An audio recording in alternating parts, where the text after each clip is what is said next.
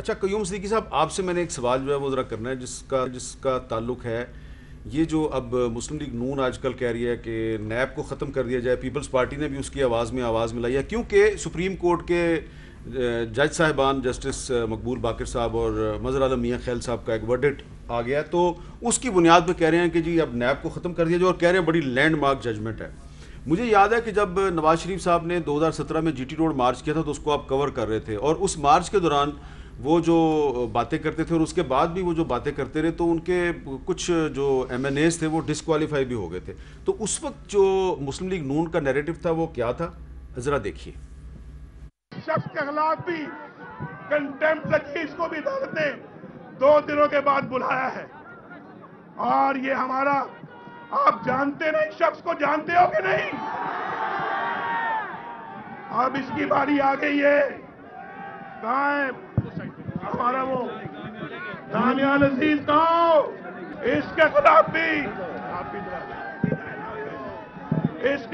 بھی کنٹمپٹ لگ گئی ہے. بولو یہ آپ کو منظور ہے؟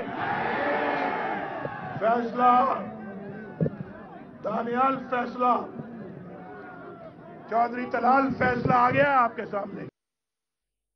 تو نواز شریف صاحب نے ایک جلسے میں کہا کہ طلال چودھری صاحب اور دانیال صاحب فیصلہ آ گیا ہے. فیصلہ واقعی آیا، لیکن اس فیصلے کے تحت طلال چودھری صاحب اور دانیال عزیز دونوں ڈسکوالیفائی ہو گئے. کنٹمپٹ آف کورٹ کا معاملہ تھا. تو قیوم صدیقی صاحب، اس طرح کے میرے پاس اور بھی کچھ کلپس ہیں لیکن میں ٹائم نہیں ضائع کرتا. میرا سوال آپ سے یہ ہے کہ مسلم لیگ نون کا جو نیریٹو تھا 2017 میں جوڈیشری کے بارے میں اور 2020 میں جوڈیشری کے بارے میں، کوئی فرق نظر آ رہا ہے آپ کو؟ دیکھیں، یہ ایک میرا خیال ہے کہ کافی شفٹ ہے ابھی کے اس فیصلے کے حوالے سے شفٹ ہے، لیکن پیناما کے اوپر وہ کھڑے ہوئے ہیں. دیکھیں یہ بھی دونوں ہی فیصلے ہیں. اب یہ دو فیصلے کرنے والے 2 کائنڈ آف سیٹس کے جو ہیں وہ ججز ہیں. مطلب مقبول باقر صاحب ہیں، اور جبکہ پیناما کیس جو ہے وہ ان میں سے تو 3 جج صاحبان جو تو ریٹائر ہو گئے ہیں. کوثر صاحب چلے گئے ہیں، اعجاز افضل صاحب چلے گئے ہیں، اور عظمت سعید شیخ صاحب چلے گئے ہیں. اس وقت کا عدالت کا ماحول اور پھر اس کے بعد ہونے والی ڈیولپمنٹس جو ہیں آپ یہ دیکھ لیجئے، تو مسلم لیگ نون کے نیریٹو کے اندر تو تبدیلی نظر آتی ہے. لیکن ظاہر ہے جہاں پہ ان کو فائدہ جا رہا ہے وہ ایوریبڈی جو ہے وہ، اور پھر دیکھیں رول آف لا کے ساتھ کھڑا ہونا چاہیے. جہاں پہ کچھ چیز غلط ہوئی ہے اس کو غلط تو کہنا بنتا ہے. دیکھیں یہ ہماری جو ہے عدالتی تاریخ ہی ہے جہاں پہ مارشل لاء کو جائز قرار دیا گیا ہے. بہت سارے ایسے کیسز ہیں جہاں پہ اختلاف کیا گیا ہے. ذوالفقار علی بھٹو کا کیس ہے، خود عدالتوں کے اندر جو ہے وہ اس کو ایز اے پریسیڈنٹ پیش نہیں کیا جا سکتا. تو اب جو ہے اس میں آپ دیکھیں کہ جسٹس مقبول باقر کی جو ججمنٹ ہے وہ ججمنٹ ظاہر ہے، اس ججمنٹ کو دیکھیں اور حدیبیہ پیپرز مل کے ججمنٹ کو دیکھیں تو سیم ایک ہی قسم کی واردات ایسا لگتا ہے کہ اس کے اندر ڈالی گئی ہے. کیونکہ وہاں پہ بھی اپروور کا جو تھا وہ اسحاق ڈار صاحب کو بنایا گیا تھا، اور یہاں پہ جو ہے وہ قیصر امین بٹ کو بنایا گیا تھا. اور جو کچھ اس وقت ہوتا رہا تھا، جو غیر قانونی عمل اس وقت ہوا تھا وہ اس کیس کے اندر بھی ہوا ہے. تو وہ اس کا ریپلیکا بھی لگتا ہے ہمیں. تو بالکل تو یہ جو ہے اس میں ایک اور چیز، لیکن ایک چیز طے ہے کہ ہماری عدالتیں جو ہیں اگر غلطی ہوتی ہے اس کو کریکٹ کرتی ہیں. اور میرا خیال ہے کہ اس وقت بھی اگر سب سے بڑی کوئی امید ہے تو وہ ہمارے جج صاحبان ہیں. جیسا کہ مطیع اللہ کے کیس کے اندر ہم نے دیکھا کہ اسلام آباد ہائی کورٹ کے چیف جسٹس جو ہیں انہوں نے فوری ایکشنز لیے، فوری جو ہے، کیونکہ سول لبرٹیز کا معاملہ تھا.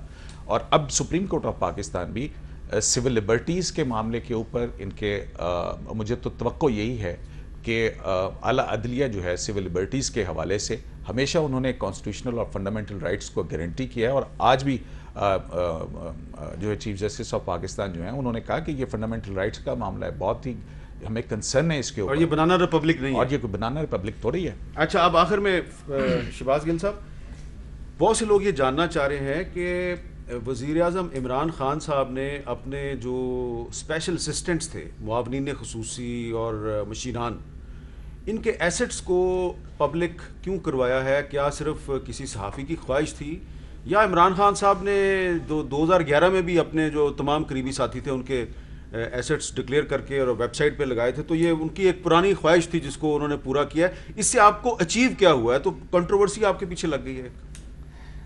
دیکھیے امیر صاحب، آرگنائزیشنز کا اور سوسائٹیز کا کلچر ہوتا ہے، کچھ چیزیں نئی ہوتی ہیں جن کو لوگ ابزارب نہیں کر پاتے. جیسے عمران خان بھی نئے ہیں، وہ ابھی تک لوگ ان چیزوں کو ابزارب نہیں کر پائے جو وہ باتیں کرتے ہیں. کئی دفعہ لوگ اس کا مذاق اڑاتے ہیں، لیکن بعد میں انہیں سمجھ آتی ہے کہ اس کا جیسے ابھی ہاتھ اٹھا کے وہ عوام نے فیصلہ دے دیا، ان کو بہت بعد میں پتہ چلتا ہے کہ عوام نے فیصلہ کیا دیا، اور اس کے بعد وہ کہتے ہیں کہ عمران خان کو سیاست نہیں آتی. تو اسی طریقے سے اب ہم ہیں نا، مجھے انہوں نے ایک جگہ پہ اپوائنٹ کیا، اب ہو سکتا ہے میں دن رات مال بنا رہا ہوں. اب یہ جو کام ہے ہو سکتا ہے کیسے؟ اب سیاسی امور کا جو محکمہ اس میں کیا مال کوئی بھی کرپشن کر سکتا ہے نا، میرے کہنے کا مطلب ہے. اچھا، اب میں نے جب انہوں نے میرے سے ڈکلیئر کرا دیے تو میں اکاؤنٹیبل تو ہوں نا. اب آپ کے سامنے بھی ہوں. کل اگر آپ مجھے اچانک میرے پاس کوئی ایسی چیز آپ دیکھیں جو ابھی میرے اثاثوں میں موجود نہیں، تو آپ سوال پوچھیں گے تو مجھے جواب دینا پڑے گا. آج نہیں دینا پڑے گا تو گورنمنٹ ختم ہونے کے بعد دینا پڑے گا. تو جو ان کا پرومس تھا 24 سال کا کہ اکاؤنٹیبلٹی سب کی، میرے اپنے لوگوں کی بھی اور دوسروں کی بھی، یہ ان کی بڑی دیرینہ خواہش تھی. جب چیز سامنے آئی، ایک بات اٹھی، یہ ارشد صاحب نے بھی کہا، اور ارشد شریف صاحب نے خط لکھا. اس کے علاوہ ایک کیبنٹ میں بھی بہت سارے کولیگز نے اس سے پہلے بھی بعد میں بھی بات کی. تو جب کیبنٹ میں بات ہوئی تو انہوں نے کہا بالکل کر دیں، کیونکہ یہ ان کے وہی والے قوانین ہیں جو انہوں نے پہلے سے سٹینڈرڈ سیٹ کیا. لیکن اس میں ایک سوال پیدا ہو گیا نا کہ جب نواز شریف صاحب کے ایک اسپیشل اسسٹنٹ تھے شجاعت عظیم صاحب، تو ان کی ڈول نیشنلٹی کا پتہ چلا تو ان سے استعفیٰ لے لیا گیا تھا. تو آپ کی کیبنٹ میں بھی کچھ ڈول نیشنلٹی والے لوگ ہیں.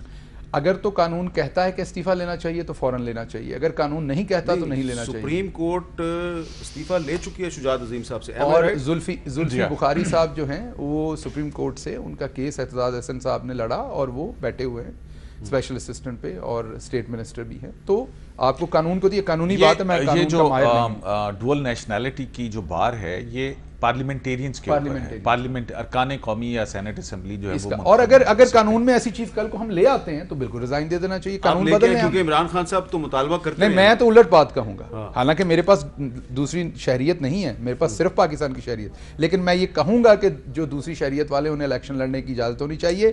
صرف ہمیں ان کے پیسے نہیں چاہیے، صرف ہمیں جب پاکستان مصیبت میں ہوتا ہے تب نہیں ہمیں ان کو آواز دینی، ان کو ہم نے یہاں برابر کا حق دینا ہے. ہاں، نہ بنائے انہیں چیف منسٹر، لیکن نیشنل امینڈمنٹ لانی پڑے گی.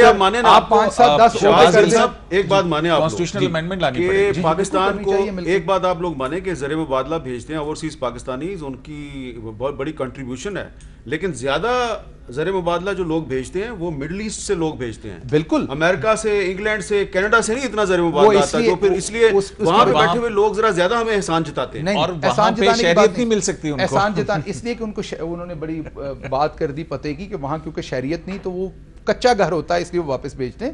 لیکن آپ امریکہ سے بھی دیکھیں تو اچھی ریمیٹنسز آتی ہیں، یو کے سے دیکھیں. اور صرف ریمیٹنسز کی بات نہیں ہے، وہ ہمارے اپنے لوگ ہیں، ہمارے وہ اپنے ہیں، ان کے دل میں پاکستان دھڑکتا ہے. یہ ہاں، آپ ضرور 10 12 15 عہدے اپنے سلیکٹ کر لیں کہ جی آپ انٹیریئر منسٹر نہیں بن سکتے، آپ پرائم منسٹر نہیں بن سکتے، لیکن اگر مجھے کوئی لیکن اگر کوئی بندہ آگے ٹورزم کا منسٹر بننا چاہتا ہے تو آپ کو کیا پرابلم ہے؟ لیکن ہو سکتا ہے ہیلپ کر دے، وہ بینکنگ سیکٹر میں آپ کو ہیلپ کر دے. لیکن جب آپ کانسٹیٹیوشنلی چینج کر دیں اس کے بعد کی میں بات. لیکن شہباز صاحب لے آئیں، شہباز صاحب انہیں الیکشن لڑنے دیں. شہباز صاحب یہ ایک سوال آخر میں چھوٹا سا جواب دیں کہ اگر آپ امریکہ کے ساتھ بھی وفاداری کا حلف اٹھا لیں اور انگلینڈ کے ساتھ بھی وفاداری کا حلف اٹھا لیں، کینیڈا کے ساتھ بھی وفاداری کا حلف اٹھا کے آپ کے میں پاکستان کے ساتھ بھی وفاداری کا حلف اٹھاتا ہوں، یہ مناسب ہے؟ یہ جو زرداری صاحب نے پتہ نہیں کس کس کے ساتھ وفاداری کا حلف اٹھایا تھا اور پاسپورٹ ایک ہی تھا. وفاداری ادھر تھی جو کبھی نہیں دکھائی. نواز شریف صاحب کی وفاداری ادھر تھی جو کبھی نہیں دکھائی. تو ہمیں بہت سینسٹیو رہنا چاہیے. وفاداری بھی ادھر ہی تھی. بالکل، آپ کہہ لیں جس کو مرضی کہیں، میں کسی کو نہیں روک رہا. آپ اپنے بارے میں بات کر لیں، میرے بارے میں بات کر لیں. ہو سکتا ہے بہت سارے لوگوں کو ہم بھی وفادار نہ لگتے ہو. کہنے کا مطلب میرا یہ ہے کہ یہ بات سے صرف کہہ دینا کہ فلاں وفادار، جو بندے کے پیرنٹس پاکستانی ہیں یا وہ یہاں چلیں، آپ یہ کر لیں کہ جو پاکستان میں پیدا ہوا اس کو تو معافی دے. پوری دنیا، امریکہ میں اگر آپ امریکہ میں پیدا ہوئے ہیں، دنیا میں کہیں چلے جائیں، واپس جا کے امریکی صدر بن سکتے ہیں. جو کم از کم یہاں پیدا ہوا اس کو تو معافی دے دیں. بہت شکریہ آپ کا. یہ بہت انسینسٹیو بات ہے اوورسیز پاکستانی. صاحب آپ تینوں کا بہت بہت شکریہ. مجھے اللہ حافظ.